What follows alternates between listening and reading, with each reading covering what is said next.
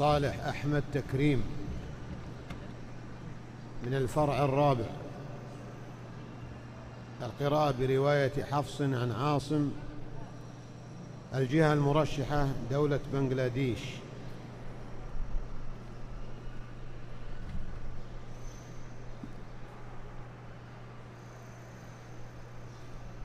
السؤال الأول يقرأ من قول الله تعالى: